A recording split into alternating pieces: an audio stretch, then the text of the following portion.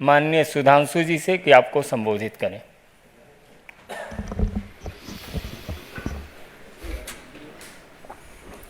मित्रों, आज माननीय उच्च न्यायालय ने श्री केजरीवाल के संदर्भ में जो निर्णय दिया है उससे तथ्यों के कठोर धरातल पर आम आदमी पार्टी का अहंकार चकनाचूर हो गया है। स्वघोषित कट्टर ईमानदार का किरदार धारदार तथ्यों के साथ पूरी तरह तार तार हो गया है। यह सामान्य बात नहीं है। देखिए, जिस प्रकार से उन्होंने जमानत के लिए नहीं, यह बात हम ऐसे नहीं कह रहे हैं, उन्होंने तो सीधे सीधे अपनी अभिरक्षा को ही, यानी अपनी हिरासत को ही चुनौती दी थी।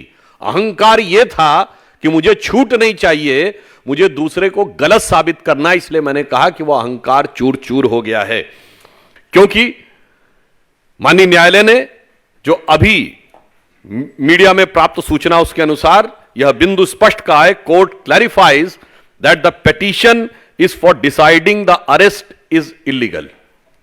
क्योंकि उन्होंने तो सीधे यह कहा था कि अरेस्ट ही इलीगल है, यानी वो जमानत मांग ही नहीं रहे थे और इतनी बड़े अहंकार के साथ वो आगे बढ़ने का प्रयास कर रहे थे।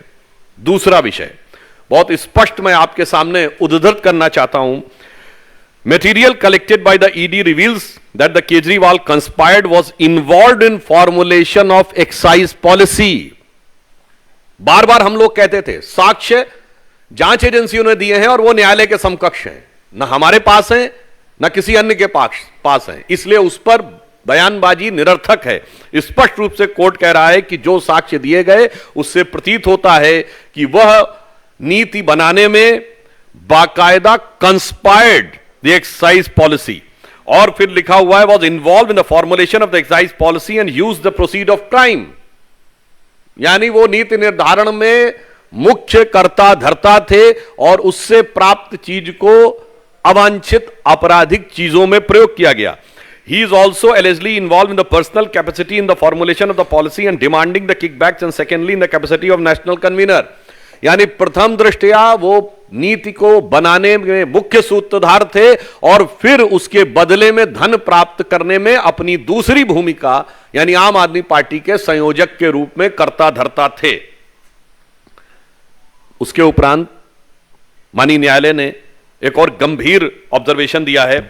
Court says doubting grant of the pardon of the approver amounts to casting aspersion on judicial process, अर्थात किसी को जमानत दी गई या नहीं इस पर टिप्पणी करना सीधे सीधे न्यायपालिका के ऊपर टिप्पणी करने के समान है। भाई अगर आप देखें तो इसी आधार के ऊपर अभी संजय सिंह जी को तो बेल मिली है।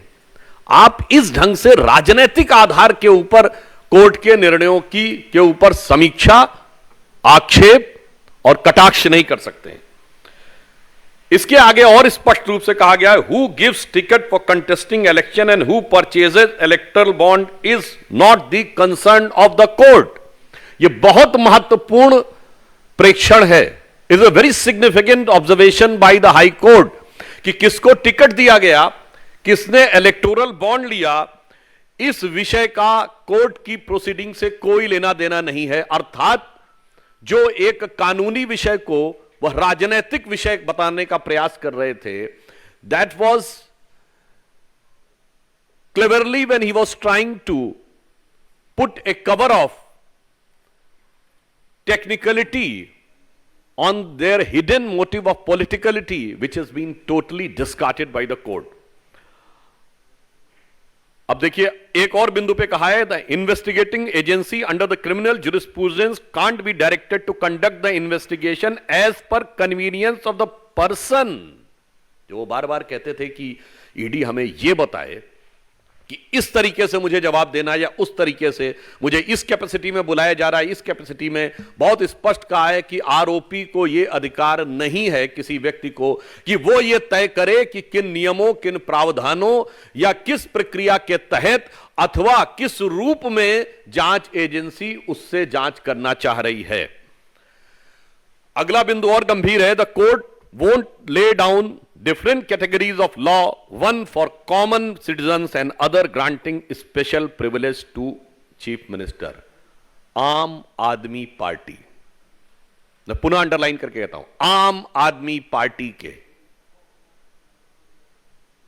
तथाकथित आम आदमी मुख्यमंत्री के बारे में स्पष्ट रूप से माननीय न्यायालय कह रहा है कि सामान्य यानी आम आदमी के लिए एक नियम और आम आदमी पार्टी के मुख्यमंत्री के लिए दूसरा नियम, यानी नाम तो आम, दीवाने आम, और चाहते हैं कि डील किया जाए दीवाने खास की तरह, तो यह खासो खुसूस खासियत पूरी तरीके से खारिज कर दी गई कोर्ट के द्वारा। पुनः मैं कहना चाहता हूं, यह सबसे महत्वपूर्ण बात है। ये वही थे जो नाना प्रकार की चीजें कहते थे, मैं बंगला नहीं लूंगा, मैं गाड़ी नहीं लूंगा, मैं टोपी पहनूंगा, मैं सिक्योरिटी नहीं लूंगा, वगैरह वगैरह। जबकि मैं सारी बातें कर रहा हूं, ये सारी चीजें आवश्यकता होती हैं, सुरक्षा की आवश्यकता होती है, परंतु ये जो आम आदमी का चोला था वो पूरी तरीके से धराशायी हो गया, क्योंकि वो खुद एक खास ट्रीटमेंट चाह रहे थे। इसके उपरांत कोर्ट कहता है, court on necessity of arrest, जो उन्होंने कहा कि क्यों उनको हिरासत में लेना चाहिए। ED was in process of enough material which has led to arrest of Kejriwal, non joining of investigation by Kejriwal, delay caused by him was also impacted those in the judicial custody. अर्थात उनका बार बार ईडी के संबंध को दरकिनार करना, जवाब देने से मना करना, यह गलत था और पर्याप्त मटेरियल उपलब्ध था उनसे पूछताछ और जांच करने के लिए। दूसरा, एक गंभीर बात कही गई जो बार बार न्यायिक प्रक्रिया को राजनीतिक रंग देने का प्रयास और उसके ऊपर राजनीतिक आक्षेप करने का प्रयास है। उस पर कोर्ट ने साफ कहा है, जजेस are bound by the law not by the politics. आप उसमें राजनीति करना चाहते हैं, चूंकि आप लगातार 9 सम्मन डिले कर रहे थे, चूंकि आपको पता था कि लोकसभा का चुनाव आने वाला, अनायास नहीं आने वाला था।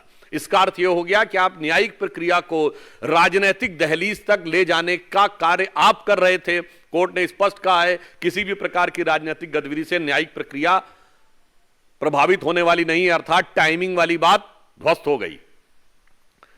देन उसके आगे और उससे गंभीर बात कही है, political considerations can't be brought before court of law. जो इस प्रकार की बात कहना कि चुनाव आ रहा है, वैसे तो ये लोग इस बात के बड़े आदतन शरारती हैं। याद करिए 2019 के लोकसभा से पहले कांग्रेस पार्टी के नेता भी वकील का चोला ओढ़कर श्री राम जन्मभूमि के मुद्दे पर भी यही कह रहे थे कि चुनाव आ रहा है तो इसको बाद में करिए। आज भ्रष्टाचार के मुद्दे पे चुनाव आने की बात पे कही तो कोर्ट साफ साफ कह रहा है कि किसी भी प्रकार का राजनैतिक संदर्भ न्यायालय के समक्ष देना उचित नहीं है। इसके उपरांत कोर्ट कहता है, court are concerned with the constitutional morality not the political morality. Court साफ कहता है कि ये जो आप तथाकथित अपनी नैतिकता राजनीति का बात करते हैं, इससे कोर्ट को कोई मतलब नहीं है, वो केवल हार्ड कोर फैक्ट्स के बारे में कहता है। अब आगे की बात और भी गंभीर है, जो कहते थे चवन्नी नहीं मिली। इस पॉइंट में माननीय न्यायालय कहता है, this court holds that ED was able to place enough material statement of the approvers and their own candidate stating that was given to for Goa elections, it completes the chain regarding the money sent for Goa elections। यानी जब उनके स्वयं के प्रत्याशी ने यह बयान दिया है कि उसको इस प्रकार का धन इस स्रोत से प्राप्त हुआ है, तो यह प्रथम दृष्टया इस संदेह की पुष्टि करता है कि पैसा कहां से आया। जो कहते थे चवन्नी नहीं मिली, अब चवन्नी नहीं, वो करोड़ों का ट्रेल मिल रहा है। इसलिए हम ये बात साफ कहना चाहते हैं कि इंडिया अगेंस्ट करप्शन की अन्ना क्रांति से शुरू हुआ आंदोलन आज के में तब्दील हो गया है, यानी केजरी करप्शन क्रांति में तब्दील हो गया है।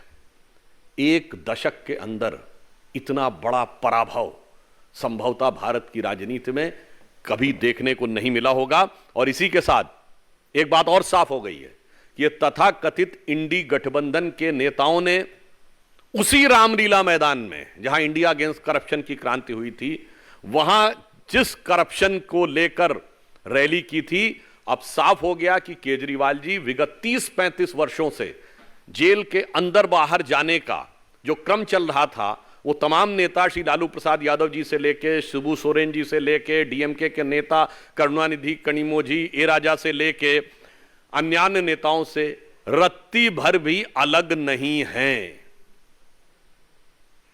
न्यायिक दृष्टि से वो ठीक उतने ही दोषी हैं जितने नेताओं के साथ आज खड़े थे। तो आप सोचिए वो कहां से कहां खड़े हो गए। और उससे ज्यादा गंभीर बात यह है, आज आपने देखा कि तृणमूल कांग्रेस के सांसद जो कि पश्चिम बंगाल में हुई हिंसा को कवर फायर देने के लिए चुनाव आयोग के पास गए थे, तो उनको बचाने के लिए ये मौसेरे भाई आम आदमी पार्टी वाले उनको कवर फायर देने के लिए गए थे। अर्थात इन पार्टियों का चेहरा और चरित्र पूरी तरीके से उजागर हो गया है, जब यह साफ साफ कहा जा सकता है कि आज जो कुछ हुआ है इसने भारत की राजनीति में जन सामान्य के लिए और भारत के प्रबुद्ध नागरिकों के लिए एक प्रश्न छोड़ा है कि कई बार ये नई राजनीति के प्रयोग का छलावरण लेकर जो लोग आते हैं, उनकी अंदरूनी हकीकत क्या होती है, यह पूरी तरीके से आज साफ साफ सबके सामने आ गया है।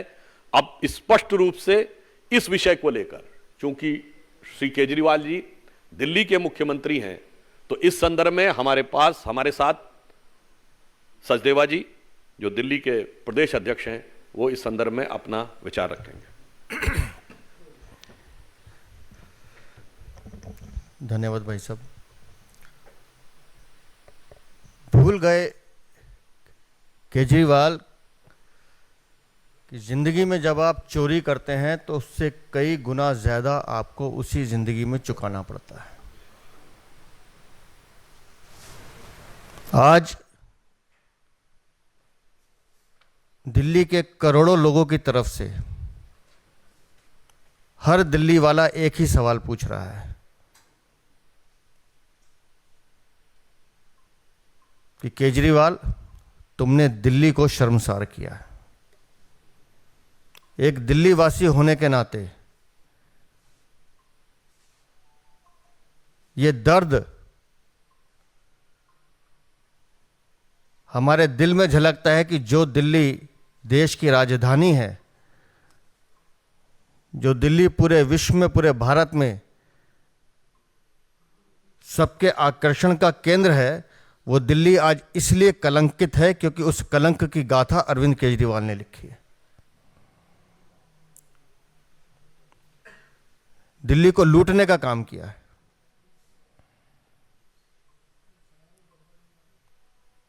हमारे पास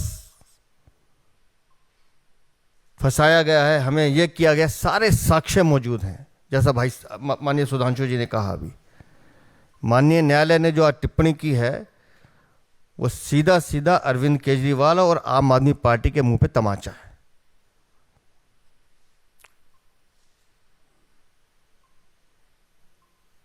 इनके कारनामों ने दिल्ली को शर्मसार किया है। एक दिल्ली वाला होने के नाते पूछता हूं, क्या अब भी कोई नैतिक अधिकार है आपके पास कुर्सी पे बने रहने का?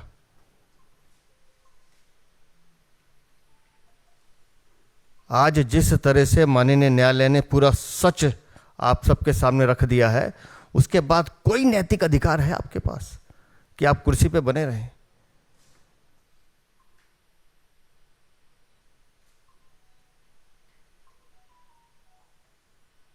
पूरी दिल्ली को लूटने का आपने षड्यंत्र रचा है। उन हजारों मां बहनों की हाय आपको लगी है अरविंद केजरीवाल। जिनके बच्चों को तुमने नशे में धकेलने का काम किया, जिनको पानी की जगह शराब की बोतल पकड़ाने का काम किया। हम मिले हैं उन माताओं बहनों से जिनके परिवार के लोग नशे में झूमकर आके उन पे हाथापाई करते थे, मारपीट करते थे। मुकदमे दर्ज हुए उन माताओं। For more such videos, subscribe to the NewsX YouTube channel, hit the bell icon.